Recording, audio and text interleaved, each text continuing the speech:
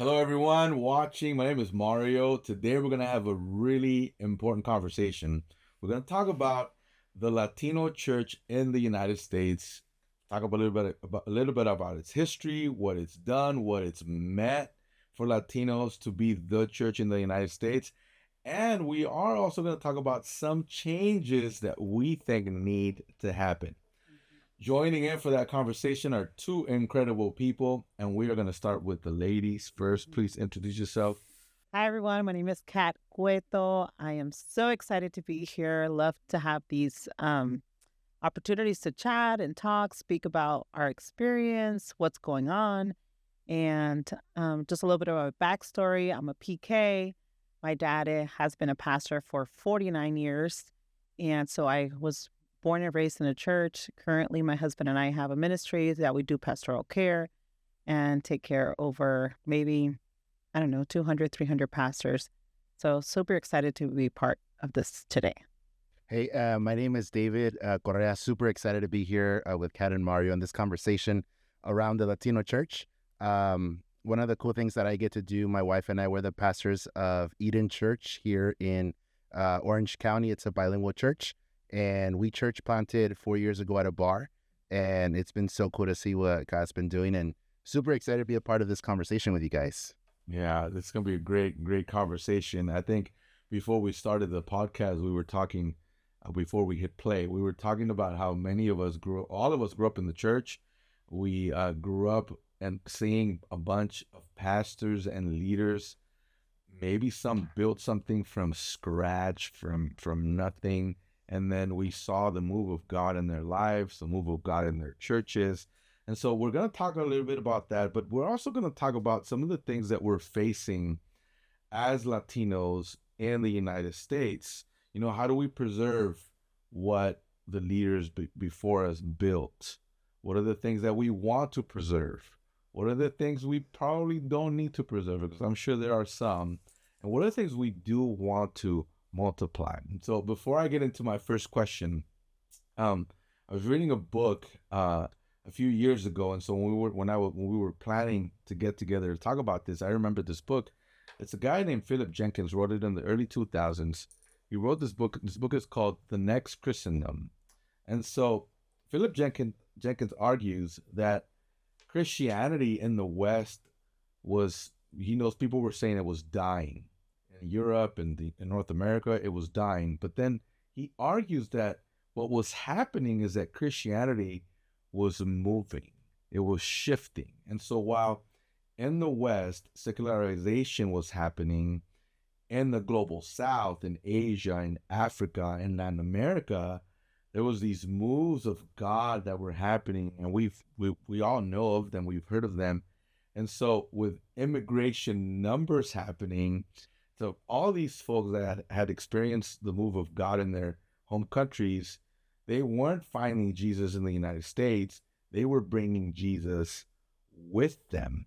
And so he argues that the Lord may have allowed all of these immigration numbers when the gospel was kind of in a decline in the United States, with all the storefront churches and home churches and churches and schools and, you know, evangelism from all these people that were coming from other countries. The gospel, instead of taking a dip, it started leveling out, and now it's on an incline, which is a blessing. I don't know what you guys think about that, right? And so my first question for us is this. When you look at the future of the Latino church in the U.S., what gives you hope? Yeah, for me, I think there's a lot of things that give me hope for the Latino church. I think that the Latino church is growing. There's a lot this next generation, like you mentioned, a lot of us grew up in church, and for me and like people my age, right? Like we grew up in church, and like we're getting older, and now like our kids are growing up in church, and just I think these healthy patterns that are being built with this next generation, a generation that I really think believes that God wants to do a move in their church and in their life. And so it excites me to see like the healthy rhythms that are going to be implemented from this next generation. Mhm. I think the new generation also, I could say, is more conscious of being mentored, of taking vacation, of worrying about their mental health. And I say this because the older generation, they, not dishonoring them, but I think they're more focused on working and, like you had previously said, Mario, building and, attaining their goals, but left other things unhandled and untaken care of. And I think the new generation now, I think we're more conscious that, okay, we need to take a break. Okay, we need to take, some time off. Okay, we need to be mentored or we need to have a covering, And so I'm excited because those are healthy patterns. And so I'm excited to see that. Yeah, I think what you both of you mentioned, younger leaders are bringing these new things into the Latino church context. You mentioned rest, like the value of rest. Actually, the people before us, the leaders before us, didn't know how to rest, right? Exactly. And they eventually got sick, and they That's right. still kept pushing and going because hay que hacer esto para el Señor, We gotta be there. Yeah. And yes, hay que hacer esto para el Señor. By the way, this is going to be a Spanglish conversation, so I would say acá entre us instead of acá entre nos. Okay, so we'll be switching. So, there was no value on rest, and it was like, what is it? The expression pedal to the metal the whole time till the day you die. And then they got sick. I remember hearing leaders a descansar al cementerio. Yeah. It was like, wait a minute, is that what ministry is about? So I think what you guys just said is really important. How younger leaders are bringing this into the Latino church, and that's so valuable. I think another question that rises up is, in your opinion, what is something the Latino church carries that American or United States Christianity desperately needs? What have you noticed? Well, for me, one of the things that automatically comes to mind is this aspect of family. I think it's part of our DNA as Latinos, like the family aspect. So I think one of the benefits that we bring to the American church is that, when you are a part of a Latino church, like, you're not just showing up on a Sunday, right? You're thinking like la carne asada at the church. You're thinking of like this is like friendships, like this is like family. Like, I remember growing up, like, I had friends at school, but they weren't like my friends. It was like my church friends. Like, that was like my family. Yeah. And like, I went to school and I hung out with you during lunch, but like, bro, like, once Friday hits, I'll be with my family, with my real friends. And I think that's one of the beautiful aspects that I think the Latino church brings to the American church. It's just this idea that, man, like, church is a family. Like, it's a family you belong to. I think that's one of the beautiful things that we bring to the American church. I completely agree. I think I always say I'm so proud and I love being Hispanic. I love our bochinche. I love that we invent parties for everything. I love that there's always like a reunion going on. I love the laughter. I love the loudness. I love the craziness. I love the messiness as well. I think a church family is so important because sometimes I would hang out more with my church family than even my own family, like my own cousins or my own aunt and uncles. And even then we were so close with them. So I think that's a very key component, as he was saying. And also just that knowing that you do life with them. Sometimes I've and I'm not criticizing, but I've been to churches where it's like you go and then it's like you check in and you check out. And I love that personally. I mean, I've been to, I don't know, a lot of churches, but a lot of Hispanic churches, at least I haven't gone to one where you check in and check out. Like, everyone knows each other, and at least I can guarantee you've been to at least 2-3 people's houses from your own church. So I love that community. Yeah. I learned a new word. Bochinche. Bochinche. Like, what's bochinche? I was like, what's bochinche? I'm assuming it's like fun, and because you were saying the mess of this and this. So bochinche, it's like an expression. Es una expresión. ¿Sabes qué? Te voy a contar esto, yo te cuento lo otro. Estoy hablando contigo, pero estoy hablando con él. That's like bochinche. And bochinche could also be used like chisme in a good way. Okay. But it's like el revolú. Yeah. Okay.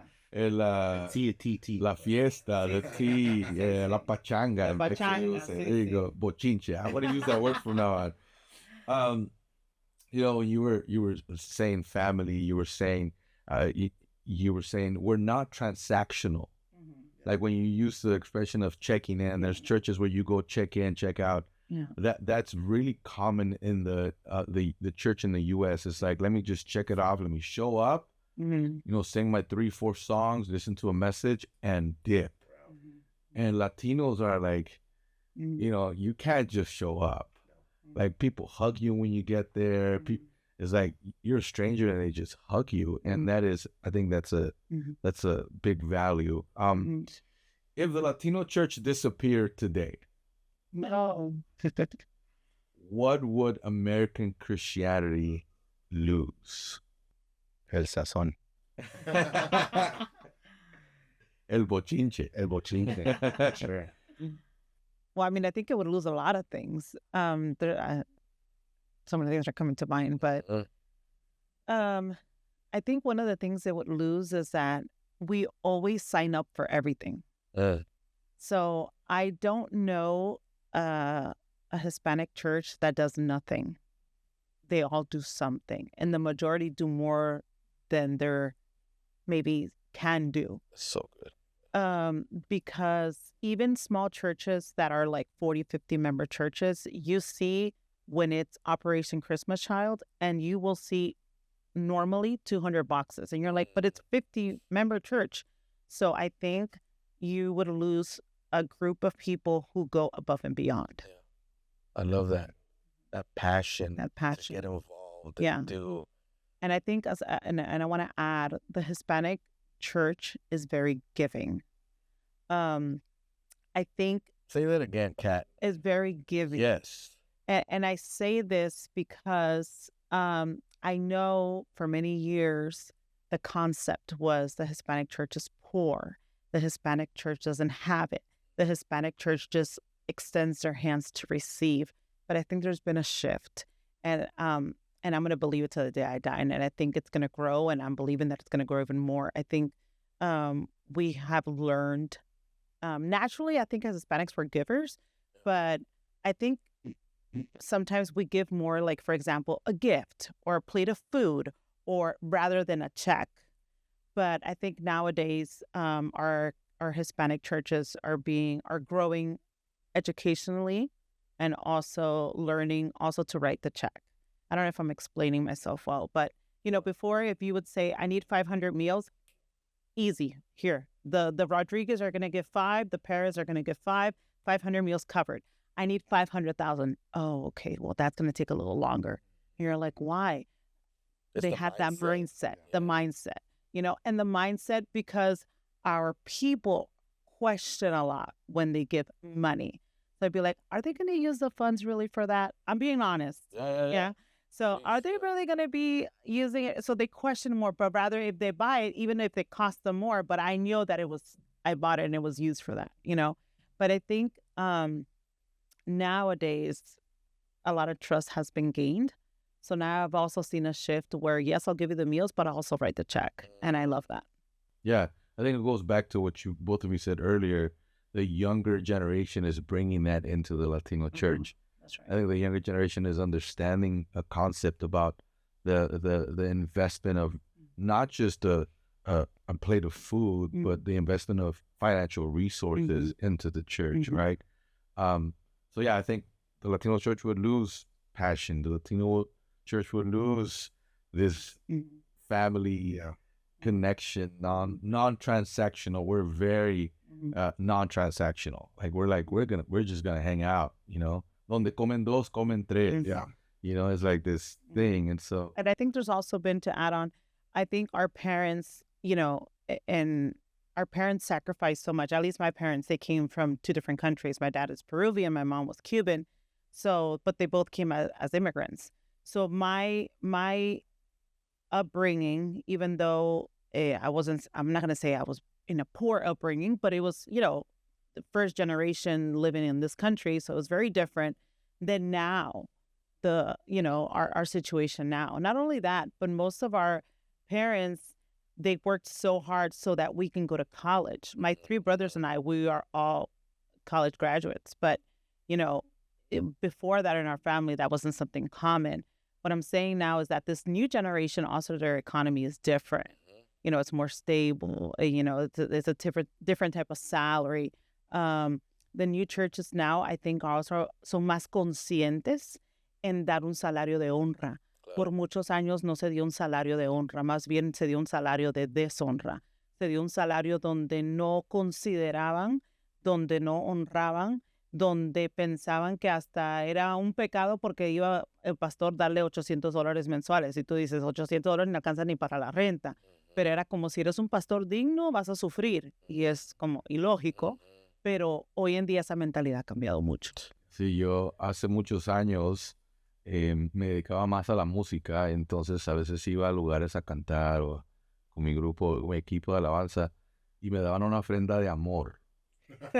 Y abría el sobre cuando llegábamos al hotel o cuando llegaba a casa y parecía más una ofrenda de odio. Sí. Rechazo. No vuelvas nunca, no les gustó. Sí, pero tienes mucha razón, eso ha ido cambiando y eso me lleva a mi próxima pregunta, Kat y David, es, por ejemplo, I migrated here when I was very young. And I saw leaders, or I've seen leaders and pastors in the Latino church build churches with very little resources, right? Sometimes, not everybody, sometimes limited education, but like unbelievable faithfulness. That's always been clear, right? Yeah. And I think sometimes younger leaders, sometimes we may fall into a critiquing of what was happening because we didn't understand what was happening, right? And you touched on it a little while ago. You saw, you didn't grow up poor, but you saw some of the things that are different now. And so I guess my next question would be, what realities were first generation pastors facing that shaped the way they built and led churches? I think it's a little bit about what you're saying, right? Like a lot of Latino pastors migrated from just, migrated over here to the U.S. and just this builder mindset. And to a certain extent, if I could put it this way, like just like that survival mindset, right? Like you do what you got to do to survive. And that's just like not even like in the church, just like anyone that's migrated, like we're here, like, to make things happen, right? They're coming to the U.S. because maybe the situation they had back home wasn't well.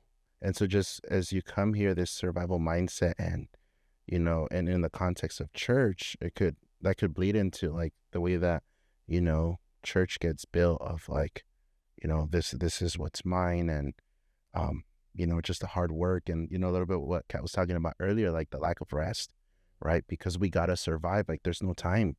There's no time to rest, right? Not to be depressed. Yeah. Yeah. Oh, bro, the joy of the Lord. What do you mean? You're not depressed? I want to add, hay un decir, aquí no hay tiempo ni para rajarse. So I think most pastors probably would say that was also their mindset. Okay, no tengo opción. Aquí le doy porque le doy. Aquí voy a seguir porque voy a seguir. And I also want to add, I'm not saying that today we don't use faith. Of course we do. Yeah. But I think back then, faith was more needed because there wasn't certain resources that we have today. Even today, there's even governmental help. There's other churches that would lend you a hand or organizations like City to City that, lend you a hand. Back in the day, those things didn't exist. Right. So, ¿quién te ayuda? Pues Cristo, so, y seguir adelante. Yeah. So yeah, I think that one of the factors from back then is that they didn't have an option, and in a way, and I think we have to honor that. And sometimes we're good more at criticizing what we don't want to do and we don't want to repeat, which is good because we have to learn from each other's mistakes. But I'm always in the position that there's more good things than bad things. Yeah. So, and I think one of the good things that we need to underline and admire and applaud and honor is their faithfulness, that they didn't give up, that they kept going, that they were working hard. And the majority of them, they had to have a full-time job elsewhere. They didn't have the luxury of being a full-time pastor and living off that. So it's like tienes dos ocupaciones, aparte tienes la responsabilidad de la esposa, de los hijos, de sacar adelante la familia. So, you touched a little bit about it, about depression too.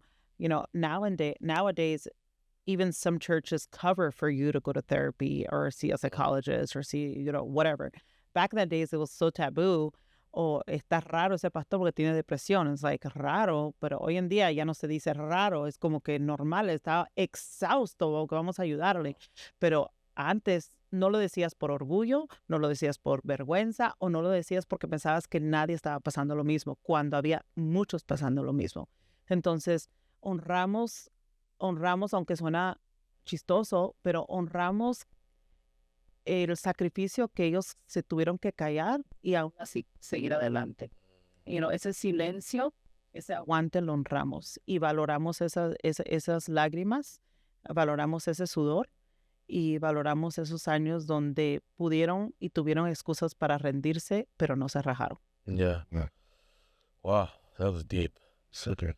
Kat, eso que acabas de decir y lo que tú viste creciendo en la iglesia, ¿formó parte de por qué haces lo que haces hoy? Of course. Yeah, tell us a little bit about that. So, my dad has been a pastor for 49 years, and in 2008, my mom was diagnosed with cancer. My mom passed away in 2013. It was 5 years of cancer: breast cancer, pancreatic cancer, liver cancer. And my mom always worked. She was never a stay-at-home mom. She was she worked full-time. She worked for a school district. And she was a pastor's wife full-time. And I say this because we need to honor also the pastor's wives. There's many ministries, there's many churches that do not honor the pastor's wives. Now, why do I say this? There's so much controversy about, ay, es que no creo en pastora. Ay, es que no se le da ese título. Ok, mira, aunque no le creas en pastora, al final es la esposa del pastor. Y aunque no lo quieras aceptar o no, ella sí trabaja, ella sí ora y ella sí sacrifica el tiempo que su esposo le da a cada uno de los. No quiere decir que es triste el hacerlo porque ella lo acepta y lo ama y lo recibe, pero se tiene que honrar que ella también es una parte, un rol, y eso se debe de honrar. ¿Y por qué digo esto? Porque a través de los años vi muchos ministerios que no honran a las esposas de pastores, que no honran ni siquiera dándoles seguro médico. En este caso mi mamá tenía seguro médico, ¿verdad? Pero ¿por qué digo esto? Porque ¿cuántos pastores conocemos que pasan una enfermedad y no tienen cómo pagarlo? Y para mí, y lo digo con todo respeto y amor, para mí es una falta de respeto. Para mí es bochornoso tener que pedir un GoFundMe para pagar algo que la iglesia debe de pagar por su pastor y por su pastora. Completamente. Entonces, a lo que voy es que eso sucede. Gracias a Dios, nosotros en ese momento mi mamá tenía un seguro y la iglesia pudo colaborar con algo. But what happens is that my mom passes away February 2013. 2 weeks later, my dad's preaching and hasn't stopped till now. 3 weeks after our mom passed away, we had a marriage conference. We didn't cancel it, and I was leading it. Wow. So Time to grieve, lament. That you got to keep pushing. you got to keep pushing. You got to keep working. You got to keep serving. You got to keep listening to other people's problems when you're trying to analyze and handle like everything that's going on. My mom passed away when she was only 52 years old. So a lo que voy es que pasamos como familia pastoral, y yo digo pasamos no solamente mi familia, sino todas familias pastorales, pasan tantos procesos donde unos llegan y lo sabes manejar, pero otros son traumantes, porque nadie te prepara para eso. Nadie te prepara como emocionalmente, físicamente, económicamente, o sea, nada, ¿no? Entonces, regresando a tu pregunta, sí, yo creo que por eso es tan importante el cuidado pastoral, porque it's fine to take a break. It's fine to take a sabbatical. La iglesia no se va a ir. No es que si yo falto, todo el mundo va a faltar. Es verdad que a veces los pastores van de vacaciones y faltan 2, 3 congregantes, pero eso pasa en todas las iglesias. Si el pastor se toma un break, it's vacation time, peace. Eso pasa muy común en la iglesia hispana, pero no por eso te vas a sacrificar que tienes que tomarte un tiempo, tienes que tomarte un descanso. Si tomas un descanso, vas a regresar más fuerte y más saludable para seguir y continuar. A lo que voy es, aprendemos de nuestros errores. Hoy en día lo haríamos diferente, pero eso fue un shift en el ministerio. Fue una experiencia que me ha ayudado ahora con mi esposo, lo que hacemos en el cuidado pastoral, que it's okay to take a break and it's okay not to be okay. Hay temporadas en nuestra vida donde we're not going to be okay, and it's okay. Yeah, as you're saying this, I think, just 2 weeks ago, at church we're going through First Timothy, and it's talking about like the leaders in the church, and one of the qualifications, right, that it talks about in First Timothy, right, is like, how do you take care of your family? How do you something like, how do you steward your family? Well, I remember as I was preaching at church, I had this moment with the church where I just looked at a church. I'm like, man, I love you guys. I love you guys so much. But I just want to let you guys know that my family is always going to come first. Mm-hmm. Like, God didn't call me and put me in this position Mm-hmm. at the cost of my family. Mm-hmm. And it was so beautiful because I thought it was going to be awkward. Like, people were going to just look at me, but it was so cool to just see people in our church just smiling and just nodding their heads. And I think for me as a pastor, it was very just It's so realizing that, man, our church gets it. Mm-hmm. And so, Mm-hmm. man, As we've been, we're talking about the realities that sort of shaped the way they were leading churches. Some of those realities were, no rest, Mm-hmm. no resources. Mm-hmm. And those are probably the negative ones. I would say the positive ones would be no resources, but we're resourceful. Yeah. It was not a thing of, oh, we can't do it because we don't have money. It's like, no, we can do it because we don't have money. And somehow, this grit developed in how they led churches. And we saw that. Now, a lot of times, and we all do this as humans, we'll get 30 people complimenting something we did, and then one person criticizes us, and we remember that more than actually the other 30 compliments. I think if we can translate that thought into the Latino church, do you think that the leaders, this is why we're losing leaders, because they focus on the things that they disliked so much, and they didn't focus on the things that were actually really valuable? And why do you think we're losing, or we've lost young leaders in the Latino church? Because that's a thing. Mm-hmm. Why do you think we lose leaders? I think there's a lot of factors to it, but I think one of the things that why we lose leaders is because they just get tired. And they get tired, and I can go on about different branches on that. But I think one of the reasons why they get tired is because they don't feel honored. They don't feel like that people value what they do, how the work they do. I think our Hispanic community is beautiful, and we have a lot of great attributes. But one of the things is that one of the things where I think we're still working on as a culture is that we don't applaud the victories of others loudly. Yeah. So I'll be there for you at your graduation, but once I see you getting a promotion and getting paid well, I'm not going to be screaming that loud. So there's still a little bit of a jealousy issue, and I can't, no le puedo dar mucha fiesta a esa persona. O el decir, no, porque después se le va a inflar, se le va a subir, and tienen esa mentalidad que para mí es tonta, but so a veces yo he visto que los pastores renuncian porque no se sienten honrados. Y digo esto porque es importante saber que el pastor es humano, no es un ángel, no es un Dios, no es una persona que no necesita sentirse amado, no, él es humano.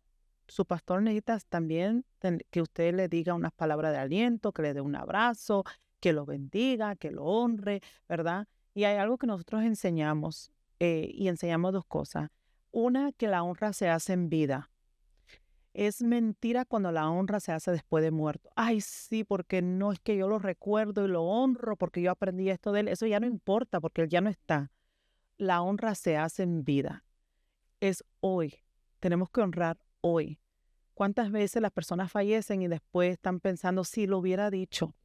Si hubiera tenido la oportunidad de pasar tiempo con esa persona. Por eso es que I'm big on creating memories and doing today what you need to do today. Y the second thing is that la honra se hace en vida y lo otro que la honra es pública. Sí. Cuando la persona en privado me dice te quiero mucho, pero afuera como si nada está conmigo y indiferente, eso habla más que lo que me dice en privado. So, yo creo que las iglesias tenemos que ser más constantes y responsables en reconocer el trabajo, el sacrificio y como la Biblia dice que se les tiene que dar doble honra, o sea, no honra, doble honra por el trabajo, por el sacrificio y por el labor que ellos hacen. So, creo que eso es un componente importante que muchos a veces han renunciado porque no se sienten valorados, porque no se sienten honrados. Aunque a lo mejor tenga gente que sí lo honra, pero nunca lo dicen. ¿Y por qué nunca lo dicen? ¿Por qué lo callan?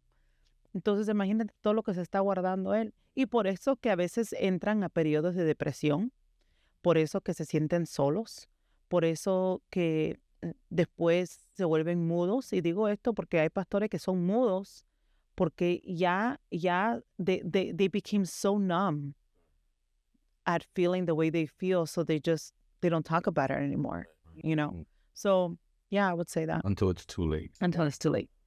Yeah. I think within like the Latino church at times, again, maybe because of that survival mindset, at times there probably isn't like a clear pathway to like develop leadership, or this idea of like church planting isn't a very popular idea within the Latino church.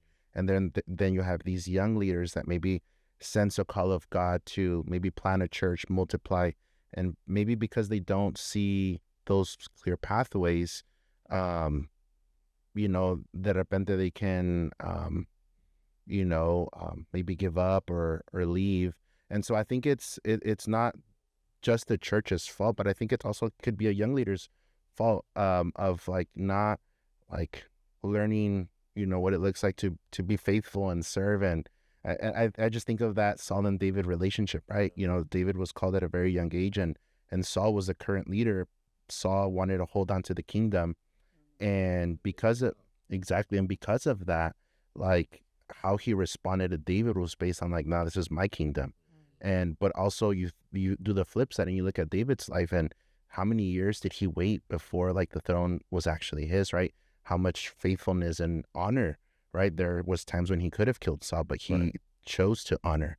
And so I think just it's not one. I think it's like this is the problem, but I think it's like they go hand to hand.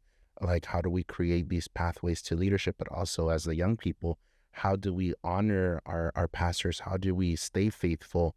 And I think, you know, just there's so much wisdom and like there's so much power and like, right, both generations needing each other. Yeah. I think one of the things we're seeing that's pretty predominant in the Latino church is the second generation Latino is exiting, and because they're not being developed there or growing or intentionally a leader or a pastor going, you know, seeing somebody that's got leadership capabilities, and it's like, hey, I think you got some goods that need to be developed. And that doesn't happen in the Latino church pretty often because it's seen like a competition, like Saul seeing David, like, hey, who's this kid, you know? And then the second generation Latino is exiting and going to another church with another dominant culture, because that's the place that actually is going to eventually develop them. I think we need to make a shift there. Yeah. Right? We need our Latino churches leaders to understand that they are not eternal. We are not eternal, and we got to be able to, pass on and hand off a church to a young leader that maybe is still learning, and that's okay. And that's okay because they were there once as They were well. there too. I think one of the things too is a little bit like, the Hispanic culture is like la mamá con los pollitos. So I don't want you to leave because I want you always here by my side. And so I think some pastors may have that mentality where it's like, no, sí, aquí mando yo y yo voy a estar manejando y controlando todo el mundo, ¿verdad? But, and I say this with all due respect, but, so they don't have that mindset where we could extend, where we could grow, where, new, fresh, creative ideas, let's actually listen to them and analyze them and even consider them. Why do I say this? Is because sometimes they listen to them, but they don't really analyze or consider them. They just listen to them because like, okay, but we're still going to do it this way. So Philippians 2:3 says, do nothing out of selfish ambition or vain conceit, rather in humility value others above yourself. So why do I say this? You're like, oh my gosh, that sounds a little harsh. But sometimes I've seen that it's more about what they want, and because of their insecurities, they don't allow others to grow. Right. Or because they feel challenged with the new leader, the new pastor, the new person that has a calling now to lead or whatever. So I think that's one of the factors that we need to touch on, that it's actually beneficial and it's actually a blessing, and it's beautiful if you have someone on your team. Para mí sería un orgullo. De nuestro equipo salieron 17 pastores. De nuestro equipo pudieron salir 5 iglesias. De nuestro equipo, o sea, esa es la visión. Yeah. Pero a muchos le da miedo. Que la multiplicación se ve como una división. Se ve como una división. En lugar de crecimiento. Yeah. So I had a mentor tell me once, hey Mario, you can't have control and growth. You got to choose one, but you can't have both. Okay. And I was like, oh snap, right? Because as a leader, you want to control stuff. You want to, wait, I kind of think it's yeah. But he's like, if you want control, do that, but you won't grow. And so it's like, it's recognizing that, man, I can't be the end all, be all. I got to be able to release some things. And there are people that the Lord's called to do things that I will never do. And I think some of the leaders we grew up with, or some of the leaders we saw, had such a hard time with that, and Delegating. Delegating and being like, and one of the things is delegating. Another thing is actually just saying, I am actually not going to tell you how to do it. You're the boss of that department. Go for it. Yeah. Right? Like, I don't know if the term in Spanish will be, te voy a facultar, a dar toda la autoridad para que lo hagas, y yo solamente me voy a quedar. Súper raro que Sí, y si lo haces como a mí no me gusta, I'm going to look away. Yeah. That is hard, right? And so Yeah. I think that attitude of trying to control caused the Latino church and continues to lose young leaders, right? There's lack of development, or maybe even lack of opportunity. Yeah. And young leaders will go wherever else they can stir something up. Yeah, and this idea that you're talking about, why does multiplication at times feel like a division, right? And I think it comes back to I would say it's a strength, right? We've been talking about, like, within the Latino church, like, one of our strengths is this core of like family, and because church feels like family at times, although I think it's a strength, when you think like someone's like, I want to plant a church or let's multiply, it could feel like you're like abandoning your family, Like a loss. yeah. And so I think that at times, even just this idea, like, because church is like a family, which it is, I think it's beautiful. I think we can at times like mistaken multiplication as like, oh, like you're betraying this family, and so I think that could also be a reason why at times multiplication can feel like a division. Yeah, that's true. On that thought, do you think there's this mindset in the older Latino leader, like our parents or the leaders that we were kind of grew up under, they have this founder mentality. And so, let's talk a little bit about secession. I think when people have this founder mentality, it's more difficult to be like, okay, let me release this, right? Have you seen that, experienced that? We have so many pastors today. I can share at least 10. I'm not gonna name drop. I'm gonna tag them all here. ¿A qué ciudad? Their IG is, I'm just kidding. Imagine. But I do know so many pastors that are ready, David, that are ready to retire, but they haven't because they don't know who to give the church to. Yeah. But listen to this. It's not because no tienen opciones, sino es porque no se deciden. Porque no quieren soltar. Yeah. Decisión. Ajá.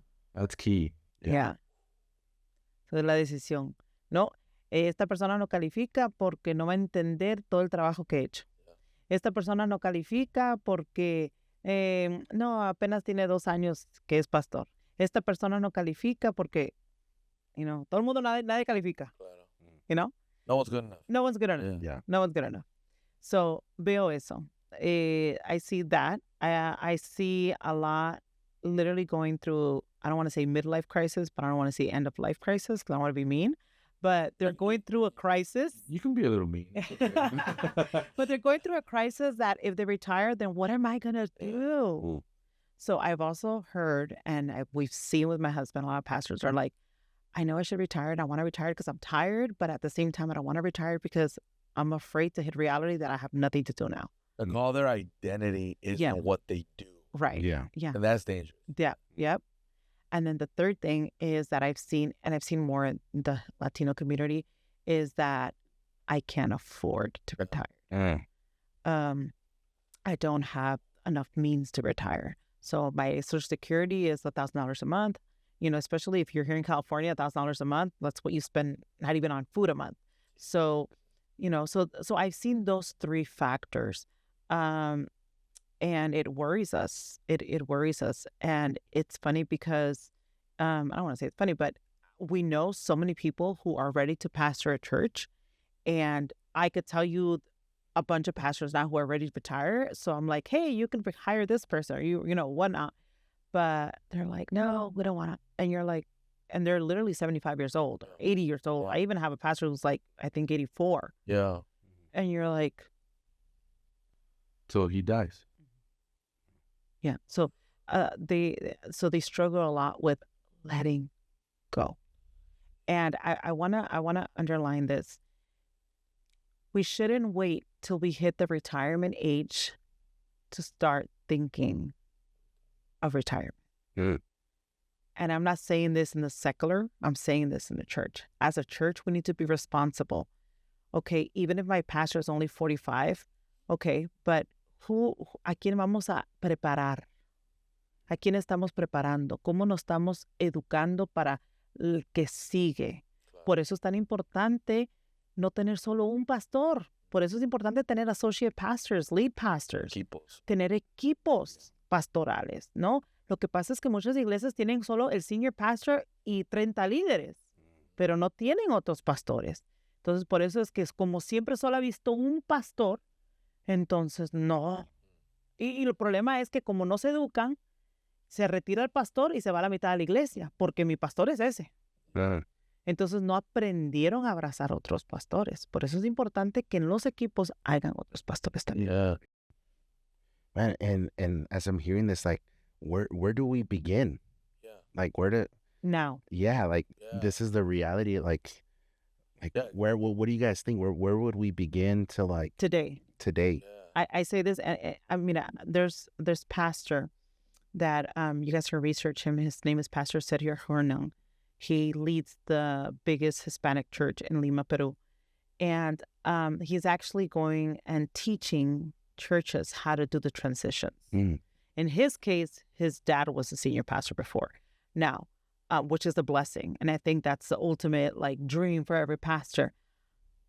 But it's not everyone's reality. That's another issue, Mario, that sometimes el hijo tiene que heredar. I don't believe in that. Y el hijo no tiene los dones ni el llamado. Ni los llamados. Y lo metes al foso de los leones y... Lo metes y lo quemas la fe de él Yeah. y de todos. Pero más sobre el hijo. Don't do that. So, but he's been teaching that, and I love it. I love it. You guys should check him out. I love what he teaches and how he teaches it. Another one that I've learned about in Transicionar is Pastor Miguel Arazola, who leads one of the biggest churches in Colombia, and how his son is now leading the ministry. And he's like, I didn't announce it. It just flowed. I never had un servicio eso de, no. Él ya comenzó y yo ahora estoy como obispo o supervisando, atendiendo las misiones y todo eso, but it just flowed, you know. Pero a veces quieren demasiada ceremonia, and then it's like too late, or they didn't do it the right way, or they did it when they already were too tired. It's very important. Don't do decisions of transitions when you're already too tired in the ministry. You will make a mistake. Yeah.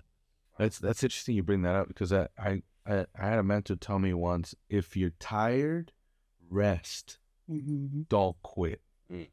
What goes in life, because sometimes we make decisions when we're just so exhausted, and then when you're not exhausted, you're like, what did I do? Right? Yeah. And so I think the strength, we're talking about that founder mentality. I think the strength of founders is that they'll die for the mission, but they have such a hard time giving it away. Like having somebody else, okay, like I'm done, like take over. I can still be a figure, I can still be around here, but somebody else needs to do it. So here's a question, how early do you think pastors need to start thinking about succession?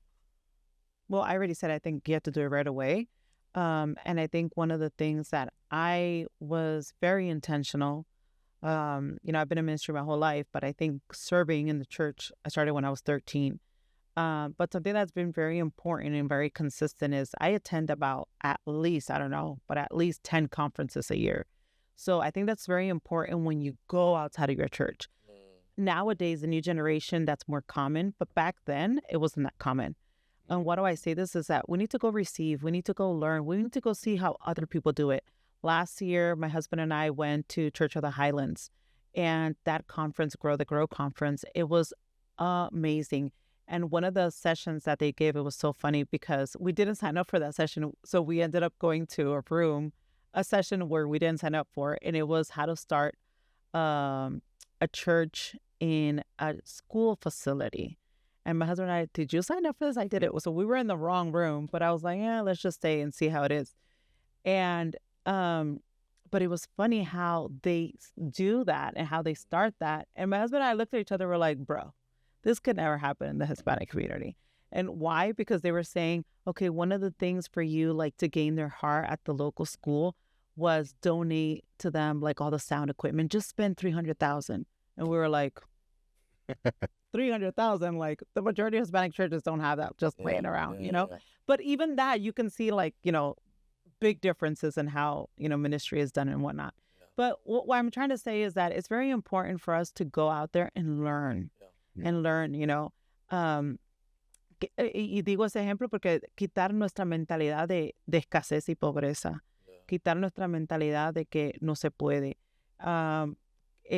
aprender que it's okay que le des el control a alguien más, Si comienzas a darle control a alguien más en cosas pequeñas, cuando lleguen las decisiones grandes, como entregar una iglesia, que es una decisión grande, no se te va a hacer tan difícil porque eso ya está en tu hábito, en que sabes que tú no tienes ningún problema en entregar autoridad. But so that's why it's so important. I think as soon as you can establish a leadership where it's okay that others are in charge, where it's okay not to have one pastor, but other pastors. Sometimes a church is going to have maybe just 2 associate pastors, but I do think it's important to have in your teams other pastors as well. Yeah. And I think in my case, being a young pastor, um, these are questions that I think of not like in a sense of like retirement because I'm still pretty young. But I think of like, man, like what if like something does happen to me, like just not get like an accident, like something just out of my control happens. Like, what happens to the church? And so even now, like with our associate pastor, just like, hey, like it's like a weird conversation, because I'm like pretty young, but I'm like, hey, if something were to happen, like the church doesn't die, like we keep going, and so I don't think it's ever too early to just even start having those conversations. They're just different contexts, but just thinking like, should anything happen, like this is the plan that we have. Is there a specific, when you say early, I know it's you mentioned an age earlier today. You said the number 45. Mm-hmm. And that kind of hit me because I just turned 45. So I'm like, man, I gotta have somebody. Thanks.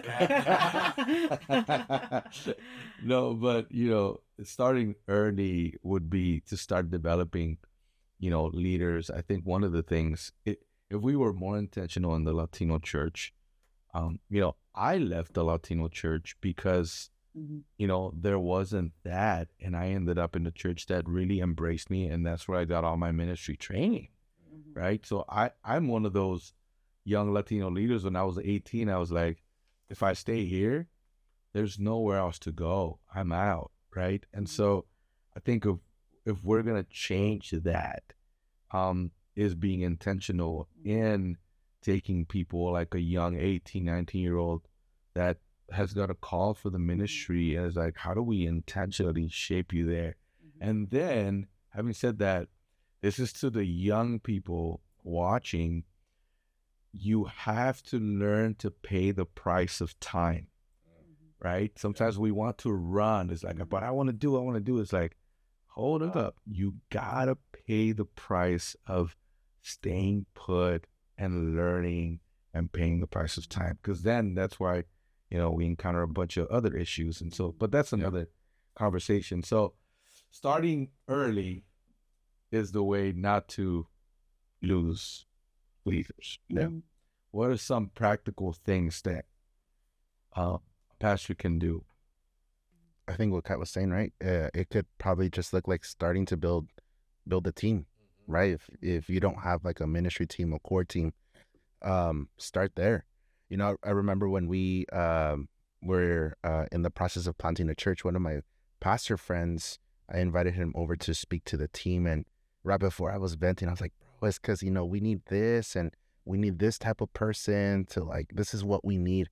He just looks at me, he goes, bro, the person's already in the room. You just got to find them. That's right. And so I think a lot of the times as pastors, we can be like, oh, it's just, maybe I don't have a team because like I'm missing these kinds of people in it. And I think they're already in the church. And so maybe a practical step for maybe a pastor, a church that, I'm thinking more like of a smaller Latino church, a 50 person kind of church. Like it could look like just pray. That's got to open your eyes to see the people in your church and practically build a team. I think that could be a good starting first step. Just build a team. Mm-hmm. I want to add something, and I was looking for the Bible verse, Genesis 27. It says, when Isaac was old and his eyes were so weak that he could no longer see, what happened? He made a decision, right? So why do we have to make a decision when we're old and when we're sick? Mm. And that's the problem with transition, is that they usually make decisions when they're old, where they can't see anymore. And when you can't see anymore, not only physically, but you also can't see certain things spiritually more because you're more focused now on being well and surviving. Yeah. So that's why it's important to start the search and the preparation when you're still healthy and when you're not old. So yeah, I think it's important also to ask. I think something in the Hispanic community is that we don't ask enough questions. And we don't ask enough questions for many reasons. But I think nowadays our new generation does ask. I think somos más preguntones que nada. And I think that's a good thing. I love to ask questions. But back in the day, that wasn't very common. But nowadays, I would advise and motivate to keep asking, hey, how did you do that transition? Hey, how did you find this pastor? Hey, how did you equip this person? Hey, how did you, and so that you don't make a mistake when you're old and sick. That's so good. I think of a conversation I had with Larry once. He was just talking about like multiplication and kind of the Jesus model, how, I love what you're saying, because, when Jesus was, with his disciples, man, he was healthy, he was young, right? He was a young leader. But he had like 3.5 years to develop these 12 guys that didn't look like leaders, right? And I remember I was talking with Larry, and he goes, man, how different would the way you do ministry look like if you think to yourself, I'm only going to be here for 3.5 years? Like, how would you delegate? How would you develop? And that was challenging, and so I think even like that, like if we apply the Jesus model, not that we're going to leave in 3.5 years, but like if something were to happen, like who carries it, and how do we delegate? How do we let go of the control you're talking about earlier? Yeah. That's so good. Kat, you mentioned Isaac, and he couldn't see anymore. He had no strength, very little strength.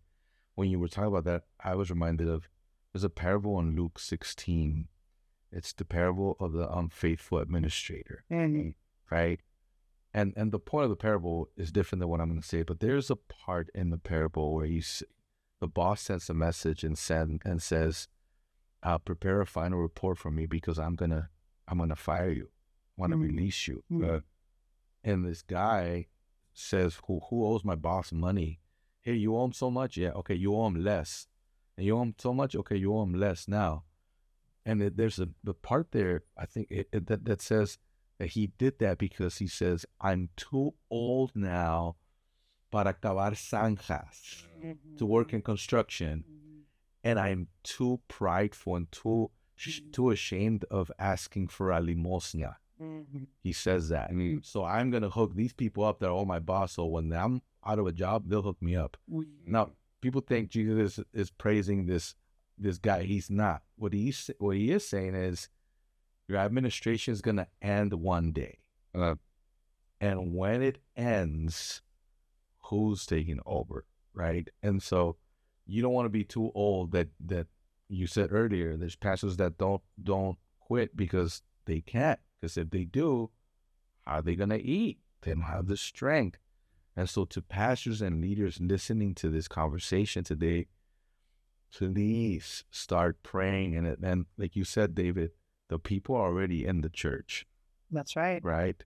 That's right. And if they're not there yet, they will be if you begin to intentionally pray. Yeah. So David, you're a church planter. What does a healthy sending to plant a church look like? Yeah, when I just think of a healthy sending, I think of definitely multiple conversations with the young leader and the senior pastor. I think of a church that stands behind this young church planter, that's going to pray for them, that's going to also, I think, financially, help out in this process, because, church planting, specifically here in SoCal, is like not cheap at all. And so just being able to have that support from the church, and then even just having this healthy relationship from this young pastor to this pastor, the senior pastor, like mentorship. And so I think a healthy send-off could look like, la iglesia respaldando al pastor joven, and continually having that relationship with them. So just this were some of the things that just come to mind of a healthy send-off. Mm-hmm. Anything come to mind, Kat? Man, I haven't seen a lot of healthy send-offs in the Hispanic community, being truthfully honest. I've seen them in the Anglo. But what comes to mind is excitement. I mean, I think a healthy send-off would be everyone's excited for what's coming for you. Yeah. For me, it's party time. For me, it's a victory. For me, it's, wow, like this department, we have someone in our church now who's going to take it to another level, because now we could say our church, sends off now. A lot of churches can't say that. So for me, a healthy would be a celebration. Let's give you a celebration service. Let's pray for you, and let's help you out financially. Get some money. Yeah. Let's help you out financially. It's not like, hey, good luck, peace, which I've seen very commonly. No, que Dios te ayude. No, pues sí, hermano, pero usted también ayúdeme. Señor. Sí, que el Señor te ayude. Like, yeah, go ahead. And I think one of the reasons why is because, como yo luché, pues me toca luchar. Yeah. Como yo le batallé, ¿por qué te va a ir tan fácil? No, lúchale. And it's like, yeah, bro, pero honramos que luchaste. Nosotros también vamos a luchar de otra manera, pero no quiere decir que tenemos que pasar las mismas pedreazos que tú pasaste. Entonces, y honramos que las pasaste porque ahora valoramos eso, pero eso también es como cuando tienes hijos. Yo no quiero que mis hijos pasen lo que yo pasé. Yo se las voy a hacer más fácil a ellos. ¿No? Es lo mismo. So I think the right way would be to celebrate, to be excited, and to support. I think some people battle with celebrating because, ay, no se va a ir, and other people battle because financially. No, ahora tú quieres hacer lo tuyo, pues tú averíguate. No, he is a son of this church. He is a daughter of this church. The umbilical cord is there. Yeah. Ahora se va a extender ese umbilical cord a otra ciudad, a otro estado, a otro país, pero está ahí. Entonces, mi responsabilidad también ver que ellos van a estar bien. I've seen where people leave and they're newlyweds with a newborn. Que la bendición del Padre esté con ustedes. Sí, mi hermano, pero la bendición también necesita una ofrenda mensual, por lo menos los primeros 2 años. Y no de 25 mensual. Una buena ofrenda. Sí, una buena ofrenda. Pero también por eso es importante educar a la iglesia en dar para esos proyectos.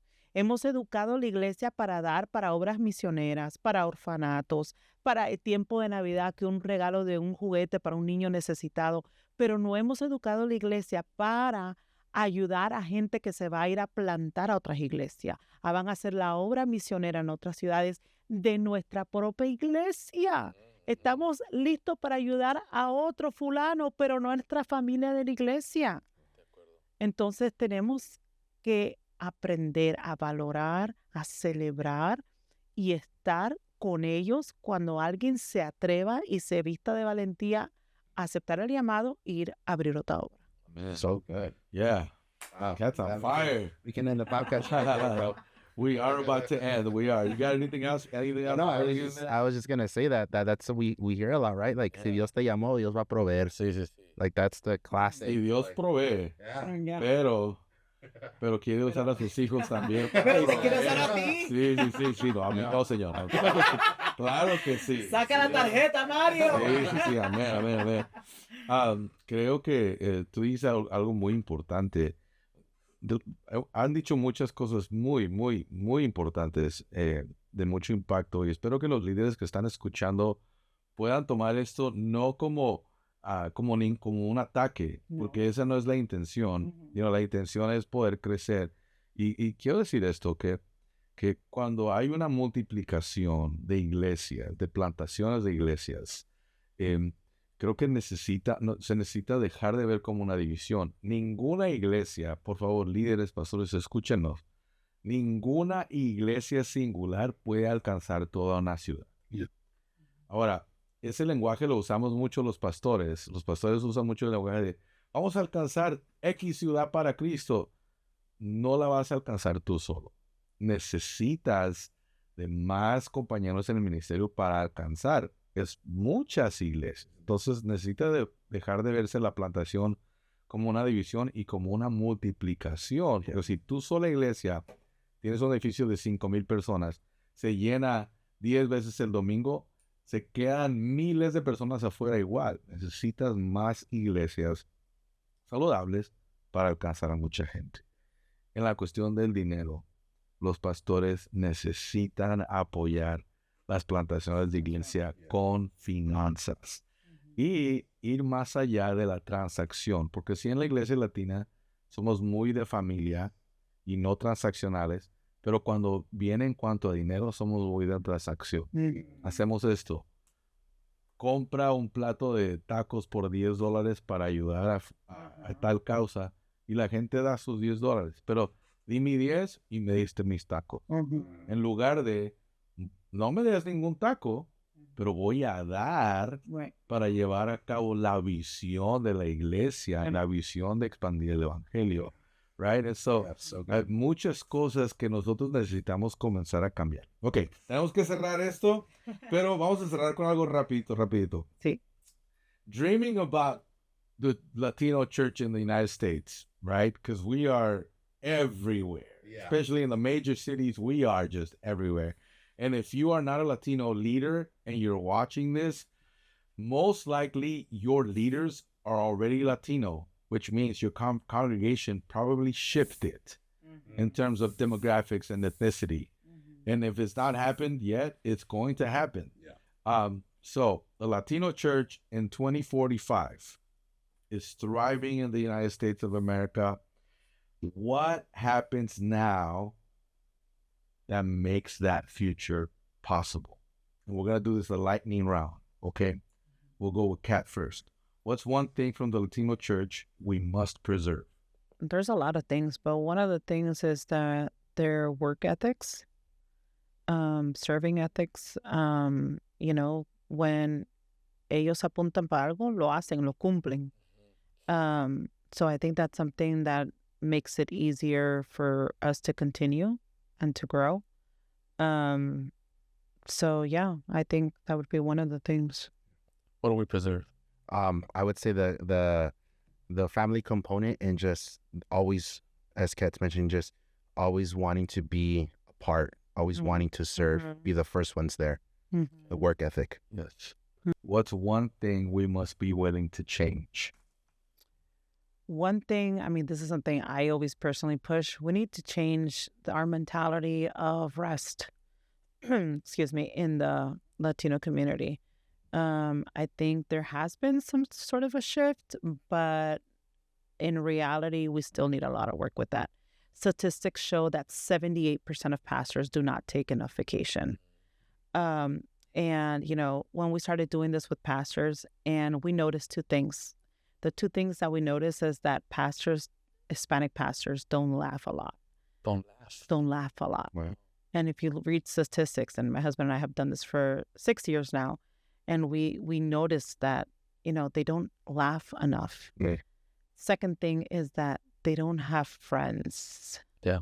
So one of the things when we do these trips with pastors is that we get asked several questions. But I want to say quickly, one of the questions we get asked is, who else is going? And my husband and I never say who else is going.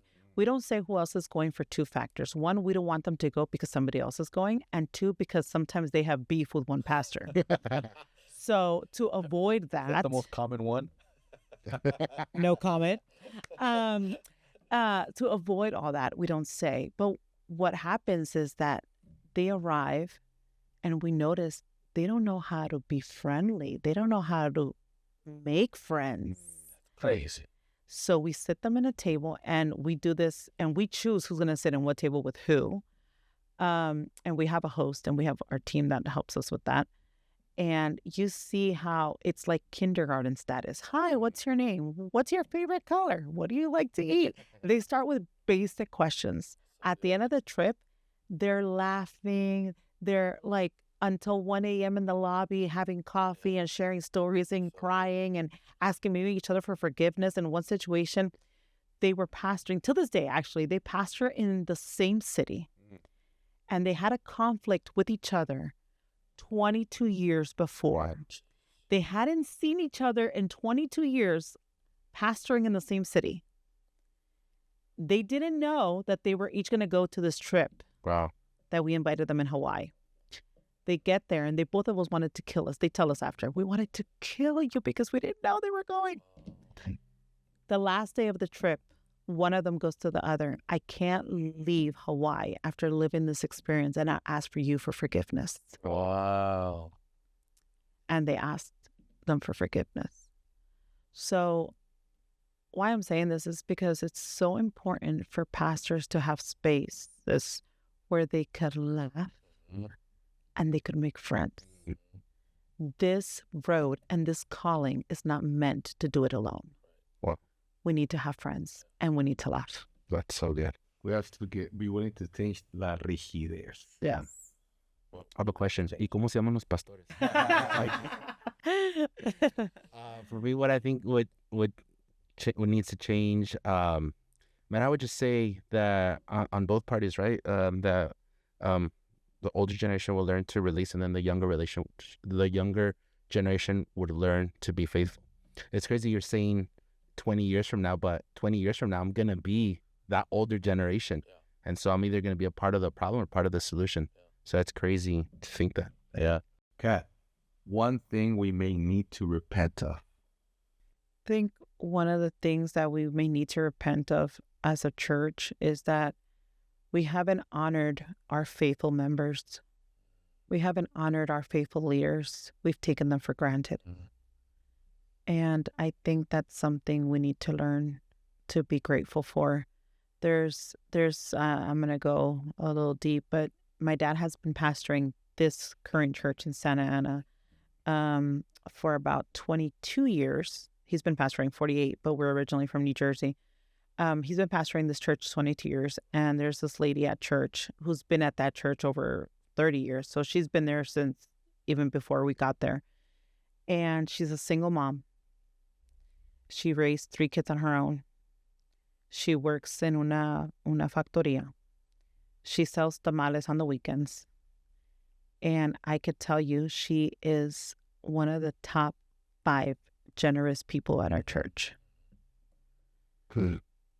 We need to learn to honor those who have been faithful, those que están comprometidos, those que han dado, those que han colaborado, los que realmente se han casado con la iglesia. A veces no les damos las suficientes gracias. Well, I think one of the things that we need to repent of, I think, would be building our own kingdoms. Like thinking that, this is like my church, but it's God's kingdom. And so I think repent from that idea that this is my church and this belongs to me, which goes into not having other relationships with other pastors, viewing others as a competition. Last question, and we're going to close. And then, Kat, would you close this in prayer just a few seconds? One thing every Latino pastor should start by doing tomorrow. I mean, it could go family-wise, friend-wise, church-wise. I mean, I could go so many factors, but I'm gonna go this route. Being very intentional in taking care of your marriage. Pastoral marriages son el enemigo está ready para tirar dardos. Y hoy en día el componente de la familia ha sido atacado. Ahora, no solamente atacado, sino ahora lo que ustedes saben, lo que es malo se le llama bueno. Y el concepto familiar ha sido manchado. Por eso es tan importante guardar, cuidar, ser intencional con tu matrimonio. It's so important for you to take care of your marriage, take time away. Not only, and I'm saying this not only as a family vacation, but date nights. Time to just laugh, have fun. We had a situation maybe like 3-4 years ago where we invited some pastors to go on vacation. And she goes, this is the first time we're going to vacation without our kids in 17 years. and primarily is because one of their children is special needs. And she goes, but I haven't had my husband alone for 17 years. It's the first time. Wow. So on top of that, imagine all the responsibilities in the ministry and whatnot. So I'm going to push Mario on that, on taking care of your marriage, being very intentional, and not only with time alone with your husband, with your wife, but also, hey, have some couple of friends that have healthy relationships that you can hang out and desahogarte. You know, en nuestra cultura a veces no nos desahogamos, o si nos desahogamos es como que hasta cierto punto porque no quiero que te enteres de unas cosas. You know, it's always good to have maybe, not a lot, but maybe like 2-3 couples where you could literally just vomit out sometimes everything you're going through. And, you know, and that also gives you accountability. But yeah, I would say take care of your marriage. Ponlo como prioridad. Y sé disciplinado en las fechas que has acordado para salir juntos. And keep them. So good. Love that. One of the things that I think, practically speaking, is someone once told me years ago, the 3 kinds of people you need in your life. And the first one was someone you're mentoring, someone that does the same thing as you do, which is like friendships, and then someone that's pouring into you. And so do like a relational inventory. Who am I pouring into? What are my friends that are doing what I do? And who's pouring into me? So, hey, we could keep going. We could keep talking a lot. We are going to keep the conversation going. If you are watching, let us know where you're watching from in the comments. Are you a church planter? Are you a leader? What are the things you want to hear talked about in this podcast? So David, thank you so much. Kat, would you pray for us? Of course. Please. I want to pray in Spanish. Por favor. Señor, gracias por este tiempo, gracias por tu bendición, por el honor, privilegio que nos das de abrir nuestro corazón y poder expresar lo que hay adentro. Gracias por cada pastor conectado que verá este podcast, que sea de bendición, de ánimo, para sus vidas, que lo puedan tomar bien y que el mensaje sea para animarlos, para abrazarlos, para honrarlos, y si en un momento dado necesitan nuestra ayuda, para eso estamos. Gracias, Señor, por esta oportunidad. Bendecimos el ministerio de cada uno presente. En el nombre de Jesús. Amén. Amén.